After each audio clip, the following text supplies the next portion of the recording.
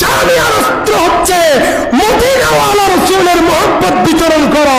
জামিয়ার অস্ত্র হচ্ছে রাসূল পাকের দামান সুন্নতকে প্রতিষ্ঠিত করে গৌসে পাকের মহব্বতকারী তৈরি করা, গরিবে নওয়াজের মহব্বতকারী তৈরি করা, শাহেনশাহ শ্রীকুটের রাস্তায় মানুষকে আগন্তুক করা, শাহেনশাহ গৌসে পাক শাহ মাইজভান্ডারী রহমাতুল্লাহ আলাইহির গোলাম তৈরি করা। সুবহানাল্লাহ।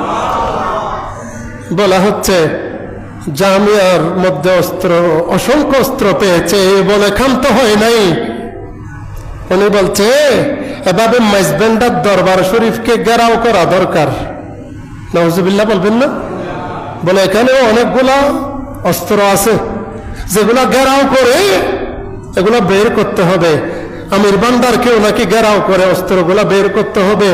বেয়াদবি নিবেন না, রাগ করলেও আমার কোনো কিছু আসে যায় না, কারণ আমি হযরত কিবলা আলমের কদমের দুলার ভিখারি, আমি গৌসে পাক শাহেনশাহ বাগদাদের কদমের ভিখারি, আমি জামিয়া আহমদিয়া সুন্নিয়া আলিয়ার একজন নগণ্য ওই জামিয়ার মাঠে থাকা বালিকণার মতো একজন সাধারণ একজন ব্যক্তি।